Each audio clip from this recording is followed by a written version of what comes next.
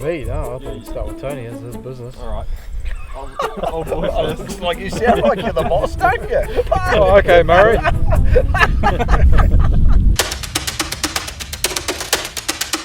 I started in fencing I was uneducated and unemployable, so I went and worked for myself. That's what I've been 18, 19. Don't ask me how old I am now, but it was 40 years ago. I originally came over to New Zealand for a 6-month OE from England. I'd done a limited bit of fencing in the UK. Got a job with Tony a couple of weeks after I got here, and that was 15, 16 years ago now. I worked on a farm for a long time, and it was time for a change for me. And I always enjoyed fencing, so I still wanted to live local and stay local. So I chatted to Tony, and he had a position for me, which was good, and it's been good. Yeah, I've only been here. It's nearly 2 years now, and I'm 20 years old. Started fencing about 4 years ago now, coming up. Straight out of high school. Started here as holiday work. At the end of the year, Treated it like a holiday ever since. decided not to go back and waste my time at school, so here I am.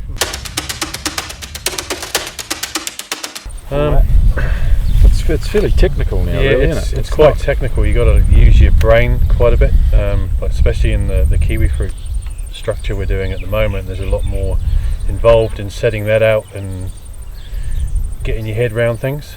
But I mean, my favourite part of the job is being outdoors. Every job's different, and you're seeing the end product at the end of the day. On a fence line or a canopy structure you've built. It's you get great satisfaction out of the job you've done. I suppose doing a nice, getting the stay right and all that sort of stuff, and looking back and seeing the job at the end of it all, especially some of that stuff where you've done it by hand and you've sweated and all that sort of stuff, and then you look back and it's up. I suppose that's the bit I like the most. I was thinking another pro would be you meet a lot of people, meet a lot of good people, and from job to job, and you see a lot of cool things, a lot of cool cars, stuff like that, places you go to, properties, houses, Cool patrols. Chainsaws.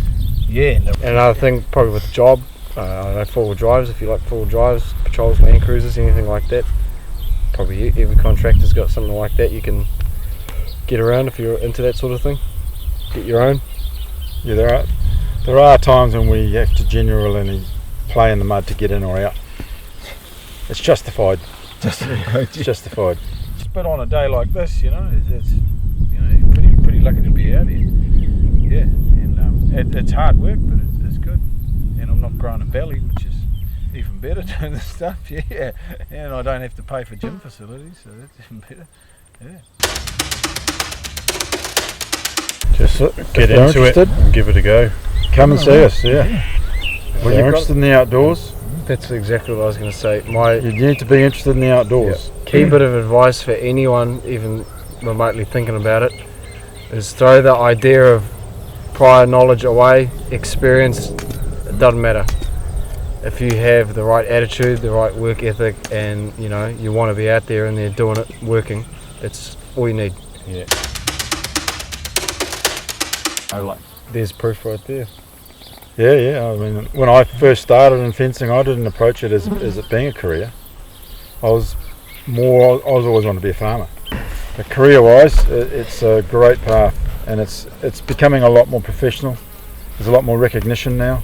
There are avenues that you can follow. If you're a school leaver or even still in school, there's nothing wrong with aiming towards contracting, whether it be fencing or any other agricultural type contracting career.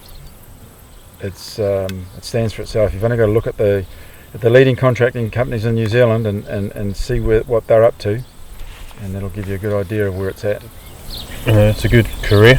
Like, you've got the chance to do your level 3 and 4 in fencing and get some qualifications. Well, probably at the start I didn't see it as that. Why not? I don't know, maybe it was just a view in school. maybe not a lot of exposure as to what it actually is, what sort of job it is, but I don't know, joining the workforce and actually doing it and hands-on and seeing what's involved, both for the actual work side and a lot of the management side of it as well. And it's not easy, to put it simply, from everything, materials provided, contour to the ground type, what the clients want, netting versus wire and batten, handwork versus machinery, what type of tools you have provided and you have to use, everything like that. It changes drastically as to how you build the fence and the best way to do it and the quickest way to do it. A lot of people don't understand like how much hard work goes into fencing. I think a lot of people think they can just turn up and be able to swing a hammer and they're going to get along. It's surprising how much I didn't know, thinking, oh yeah, I'll be alright, but no, I didn't. I'd done a bit on the farm, but it's totally different. Yeah, it really is, but it's really good. Like it's tested me a lot. Keen on it. I mean, within a 2-3 year period, we'll have you schooled up well enough to be very useful to any fencing group. And the beauty of the standards is, say you start with me here in South Auckland, and you decide I'm moving to Marlborough. You go move to Marlborough. I'm pretty sure I could find you a job within a week of being there. As long as you've got those standards that I can show your employer that you've got them, they'll take you on.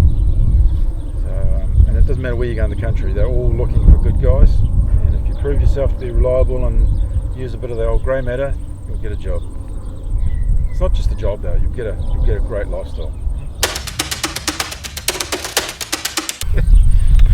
No, they need to have an open mind and be able to take on information. That's all, and be interested in. If you're into hunting, fishing, tramping, camping, four-wheel driving, all that stuff, and you like that and you want to make money doing that stuff, that's what we do. We do it every day.